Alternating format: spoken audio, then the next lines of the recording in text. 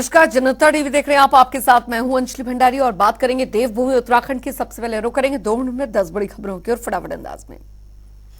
UGC पर CM Dhami का बड़ा बयान। जनवरी में अपनी रिपोर्ट सरकार को सौंपेगी कमेटी। रिपोर्ट मिलते ही सरकार करेगी अध्ययन। गारंटी परिषद की बैठक, मंत्री गणेश जोशी ने की बैठक की अध्यक्षता। सरकारी और गैर सरकारी सदस्य बैठक में हुए शामिल। बजट को लेकर सरकार की तैयारियां तेज। प्रदेश सरकार ने आम लोगों से बजट बनाने के लिए मांगा सुझाव। जनता ईमेल और व्हाट्सएप पर देगी सुझाव। देहरादून अब उत्तराखंड में निवास प्रमाण पत्र पर बड़ा फैसला। मूल निवास प्रमाण पत्र धारकों को अब स्थायी निवास प्रमाण पत्र बनाने की नहीं होगी बाध्यता। सीएम के आदेशों का कड़ाई से किया जाएगा पालन। देहरादून को कूड़ा मुक्त बनाने की पहल नगर निगम ने शुरू की। तैयारियां जल्द शुरू होगा डोर टू डोर कूड़ा उठान कैंपेन। मसूरी में अखिल भारतीय सफाई मजदूर संघ का सरकार के खिलाफ प्रदर्शन। मांग पूरी न होने पर करेंगे हड़ताल और चक्का जाम। अधिशासी अधिकारी को 4 सूत्रीय मांग पत्र दिया।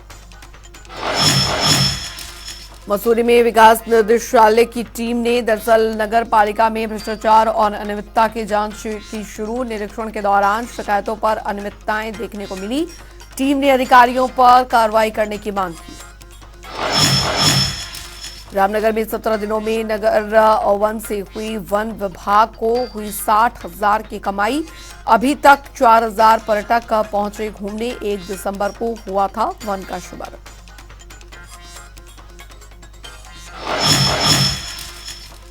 उत्तरकाशी में पुलिस को मिली बड़ी सफलता। शराब की तस्करी करने वाले 2 अभिव्यक्तियों को किया गया गिरफ्तार। कब्जे से 5 पेटी शराब बरामद। उत्तरकाशी में दरअसल ट्रेनी सब इंस्पेक्टरों को दिया प्रशिक्षण। अपराधों की विवेचना और साथ ही साथ महत्वपूर्ण प्रपत्रों को लेकर दी गई जानकारी।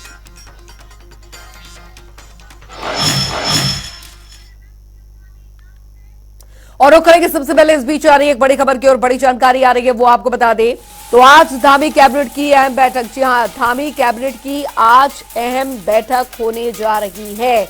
तो सीएम धामी की अध्यक्षता में आज ये बैठक होने जा रही है। इस वक्त की बड़ी खबर, कई अहम प्रस्तावों पर चर्चा होगी। शाम 4:30 बजे सचिवालय में ये बैठक होगी। इस वक्त की बड़ी खबर आपको बता रहे हैं, आज धामी कैबिनेट की अहम बैठक होने जा रही है।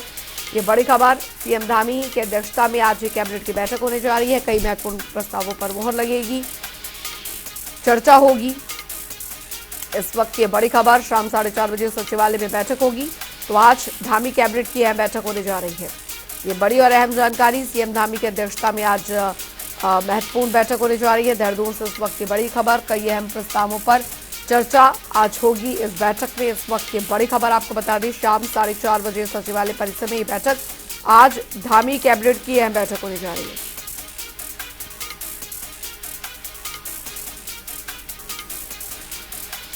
तो देहरादून से इस वक्त की बड़ी खबर आ रही है, शाम 4:30 बजे सचिवालय में आज ये अहम बैठक होगी। आज धामी कैबिनेट की अहम बैठक होने जा रही है। इस वक्त की बड़ी खबर आपको बता रहे हैं।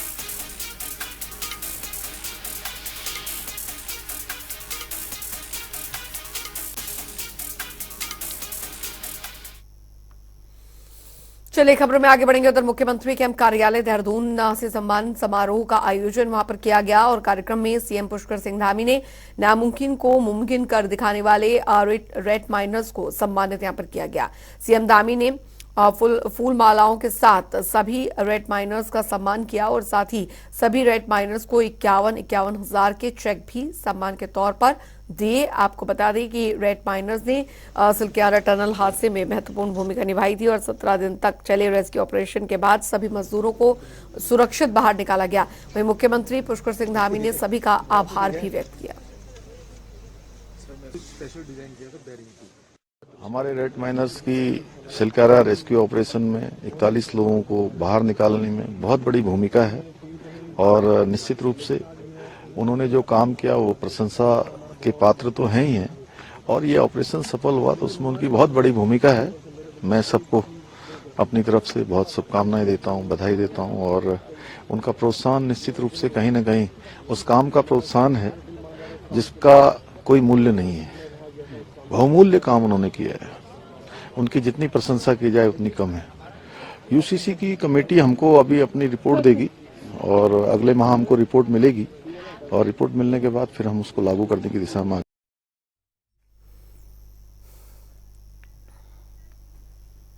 तो वहीं आपको बता दें, राज्य सरकार की ओर से मिली राशि को रेड माइनर्स ने वापस कर दिया है। अब इसको लेकर प्रदेश में राजनीति शुरू हो गई है।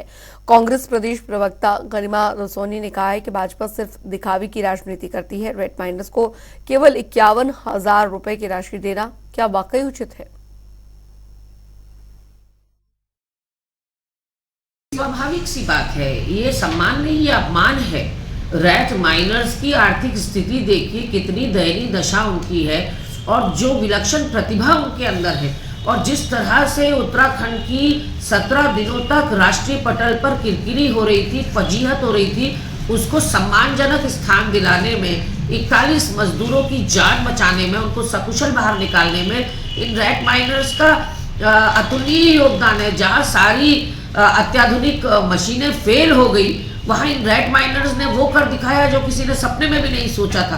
तो इस तरह की काबिलियत, इस तरह की मेहनत और लगन की तो निश्चित रूप से वो ज़्यादा डिजर्व करते हैं। 50,000 तो ऐसा लग रहा है कि आप उनका अपमान कर रहे हैं। वो एक परमानेंट रोजगार चाह रहे हैं आपसे, वो चाह रहे हैं कि कम से कम आप जो भी उनका सम्मान करें वो सम्मानजनक राशि तो हो। तो आज उसी करके जो सम्मान प्रोग्राम रखा गया था कार्यक्रम सरकार की ओर से, उन्होंने सचिव को वापस लौटा दिए 50-50 हजार, और यही कोई स्वाभिमानी व्यक्ति करेगा नहीं। उधर साल 2024 से पहले दरअसल कांग्रेस पार्टी को बड़ा झटका लगा है। कांग्रेस पार्टी के कई पदाधिकारी और कार्यकर्ताओं ने भाजपा का दामन थाम लिया है। बता दें आपको कि पौड़ी के ब्लॉक प्रमुख महेंद्र राणा के साथ कई जिला पंचायत सदस्यों, क्षेत्र पंचायत सदस्यों के साथ बड़ी संख्या में कार्यकर्ताओं ने दरअसल बीजेपी का दामन थामा है। भाजपा प्रदेश कार्यालय में सभी कार्यकर्ताओं को भाजपा प्रदेश अध्यक्ष महेंद्र भट्ट ने भाजपा की सदस्यता दिलाई और इस मौके पर उन्होंने कार्यकर्ताओं को संबोधित कर कहा कि भाजपा ने दूसरे दलों के बूथ स्तर के कार्यकर्ताओं को पार्टी में शामिल कराने के अभियान की शुरुआत की है। आगे भी कई अन्य दलों के नेता हमसे जुड़ेंगे। देखिए, क्योंकि अब आगामी दिनों में लोकसभा का चुनाव भी है, साथ साथ स्थानीय निकाय के चुनाव भी हैं, भविष्य में पंचायत के चुनाव भी हैं, तो हमारा कुनबा बढ़ रहा है। ये हम सबके लिए बहुत अच्छा विषय है और हमने कोशिश की है कि एक एक व्यक्ति किसी भी दल में हो, वो जो बीजेपी के अंदर, हाँ ठीक है, हम उसके, क्योंकि महेंद्र राणा जी लंबे समय से चर्चा चल रही थी, हमने जनप्रतिनिधियों का कार्यक्रम उतना लेट क्यों किया, एक एक व्यक्ति के बारे में हम भी मूल्यांकन करते हैं। मूल्यांकन के बाद ही कार्यकर्ता को हम ज्वाइन कराते हैं। और मैं आपको कह सकता हूँ, जितनी बड़ी संख्या में लोगों, आज से प्रक्रिया प्रारंभ हुई है। अभी पौड़ी लोकसभा, अभी टिहरी लोकसभा, हरिद्वार के अंदर भी बड़ी संख्या में सूची है। हमारे आदित्य जी उसको, उस सूची को देख रहे हैं और धीरे धीरे बड़ी संख्या में, मैं कह सकता हूँ कम से कम वर्तमान जनप्रतिनिधि, पूर्व प्रतिनिधियों में से लगभग 70% प्रतिनिधियों को भारतीय जनता पार्टी से जोड़ेंगे।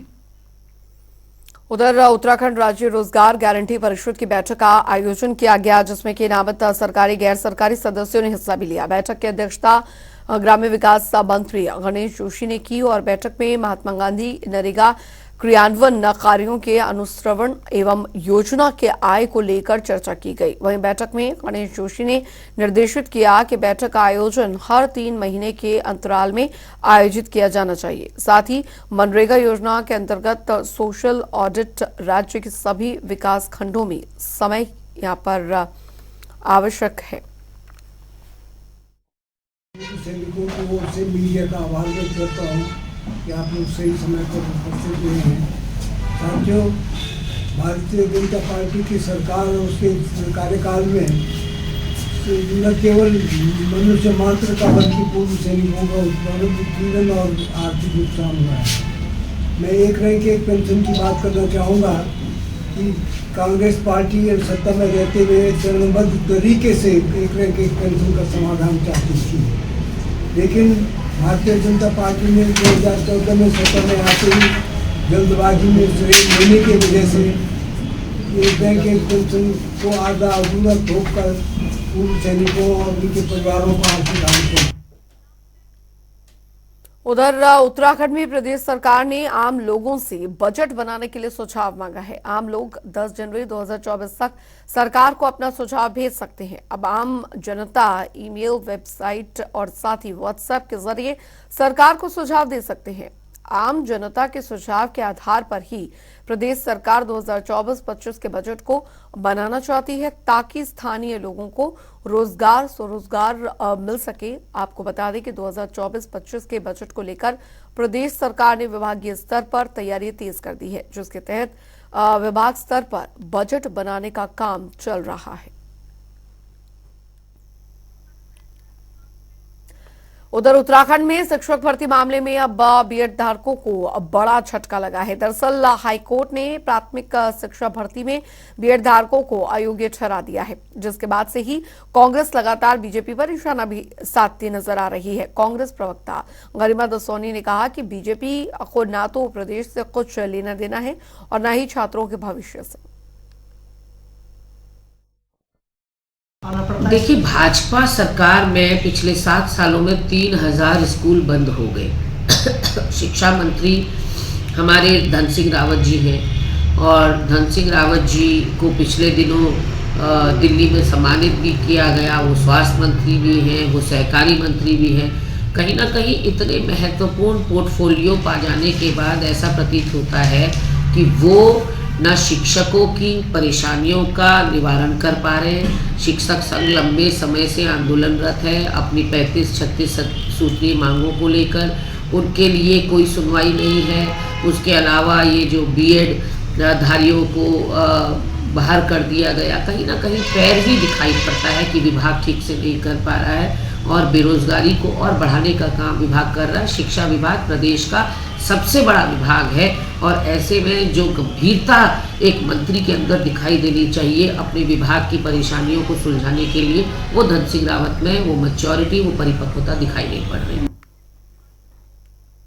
उधर आपको बता दें कि हल्द्वानी के स्वराज आश्रम कार्यालय में आपको बता दें कि नैनीताल जिला कांग्रेस की महत्वपूर्ण बैठक की गई, जिसमें कि प्रदेश अध्यक्ष करण माहरा, नेता प्रतिपक्ष यशपाल आर्य, विधायक सुमित हृदय के साथ पार्टी के तमाम बड़े पदाधिकारी मौजूद रहे। बैठक में आगामी लोकसभा चुनाव में पार्टी को मजबूत करने को लेकर चर्चा की गई। वहीं कांग्रेस प्रदेश अध्यक्ष करण माहरा ने कहा कि पार्टी के विभिन्न फेडरल संगठन के नेताओं से सुझाव लिए जा रहे हैं। बूथ और मंडल का गठन और उसके सत्यापन को लेकर काम किया जा रहा है। वहीं नेता प्रतिपक्ष यशपाल आर्य ने कहा है कि बूथ कमेटी से पार्टी को मजबूत करना होगा, क्योंकि बूथ से ही चुनाव में वोट पड़ते हैं।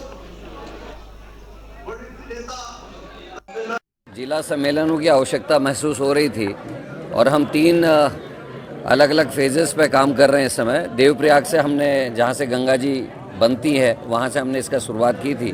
उसके बाद रुद्रप्रयाग, चमोली, पौड़ी, उत्तरकाशी, टिहरी, लोहागढ़, चंपावत, फिर पिथौरागढ़, फिर बागेश्वर और अल्मोड़ा के हम कर चुके हैं। आज नैनीताल जिले की ये बैठक है और इसमें जहां अपने अध्यक्षगणों से विभिन्न जो हमारे फ्रंटल प्रकोष्ठ है उनके जो कार्यकर्ता उनके सुझाव हम ले रहे हैं। साथ में हमारी बूथ कमेटियां कहां तक तैयार हो गई हैं, उसका सत्यापन का कार्य कितना हुआ है, मंडलों की नियुक्ति कितनी हो गई, उसका सत्यापन का काम कितना चल रहा है, इन सभी विषयों पर चर्चा है।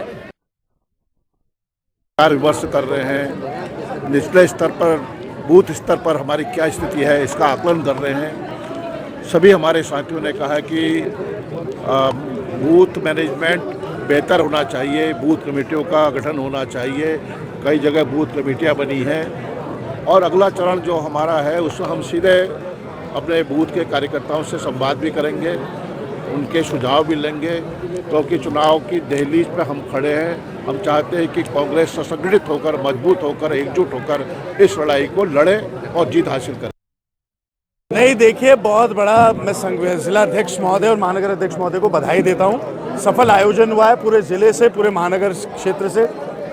नैनीताल जनपद का पूरा अच्छा रिप्रेजेंटेशन यहाँ पे हुआ है। हमारे ब्लॉक अध्यक्षगण से लेके हमारा आम कार्यकर्ता जो है, और एक क्लोज डोर में हुआ है। मीडिया को भी अभी आमंत्रित करा है, तो जो उनके कोई पीड़ा या दर्द भी था, क्योंकि होता है कार्यकर्ताओं की कभी कभी पीड़ा होती है, दर्द होता है, सुझाव होते हैं, तो उन्होंने बड़े सकारात्मक यहाँ पे सुझाव रखे हैं, जिसकी कांग्रेस की मजबूती के लिए लोकसभा चुनाव में कैसे धारदार हम एक तरीके से एक रणनीति के साथ आगे बढ़े, इस विषय पर गंभीर विचार हुआ है, तो मैं बधाई सबको देता हूँ।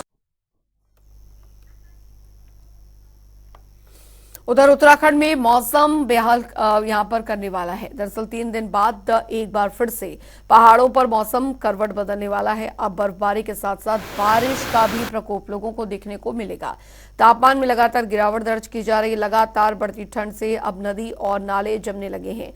वहीं पश्चिमी विक्षोभ की सक्रियता के कारण आगामी 23 दिसंबर से मौसम का मिजाज बदल सकता है और उत्तरकाशी, चमोली, रुद्रप्रयाग, बागेश्वर और पिथौरागढ़ में चोटियों पर हिमपात और निचले इलाकों में बूंदाबांदी के आसार हैं, जिससे तापमान में और भी गिरावट दर्ज की जाएगी। 23 को दिख रहा है कि थोड़ा जो है एक पश्चिमी विक्षोभ है, हालांकि बहुत ज़्यादा तो एक्टिविटी उसकी नहीं दिख रही है, पर आप कह सकते हैं कि ठीक है, गढ़वाल में छुटपुट कहीं पे, या जो अंदर के हमारा डिस्ट्रिक्ट है कुमाऊं रीजन के भी, जिसमें कि पिथौरागढ़ और बागेश्वर है, तो उनमें छुटपुट एक्टिविटी हायर रीचेज में विशेषकर लाइट एक्टिविटी हो सकती है, रेन और स्नोफॉल की। तो स्नोफॉल तो 3000 मीटर या उससे अधिक ऊंचाई के जो क्षेत्र है उसमें ही संभावना है।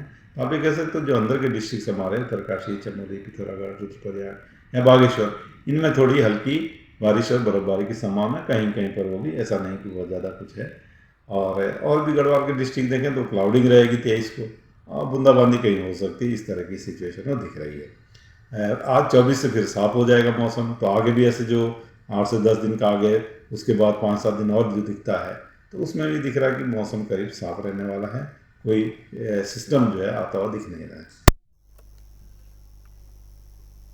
उधर आपको बता दें कि उत्तराखंड में ठंड की दस्तक के साथ ही राजधानी देहरादून के तापमान में भी गिरावट आनी शुरू हो गई है। वहीं दूसरी ओर जिला प्रशासन की ओर से देहरादून के चौक चौराहों पर अलाव जलाने की व्यवस्था की जा रही है और इस पर डीएम सोनिका ने कहा है कि देहरादून में ठंड के बढ़ने के साथ ही चौक चौराहों पर अलाव जलाने की व्यवस्था की गई है। उन्होंने कहा है कि अभी तक राजधानी देहरादून की 35 जगहों को दरअसल अलाव जलाने के लिए चिन्हित किया गया है और साथ ही जहां पर जरूरत पड़ेगी वहां पर अलाव की व्यवस्था की जाएगी। हमारे यहाँ अलाव जलना शुरू हो गया है। कल शाम को जब मैं भी विजिट पे थी तो मैंने देखा तो सभी जगह पे अलाव जल रहे हैं। करीबन 35 लोकेशन नगर निगम ने अभी फाइनल कर रखी है और इसके अलावा जहाँ जहाँ जरूरत पड़ेगी वहाँ मेरे द्वारा इंस्ट्रक्शन दिए गए हैं कि जलाया जाए। रैन बसेरों की भी जो व्यवस्था कहीं कोई कमी पेशी थी उसको हम पूरा कर रहे हैं। सफाई व्यवस्था, वहाँ बिस्तर की व्यवस्था और जो कंबल वगैरह है उनकी व्यवस्था पूरी कर ली है।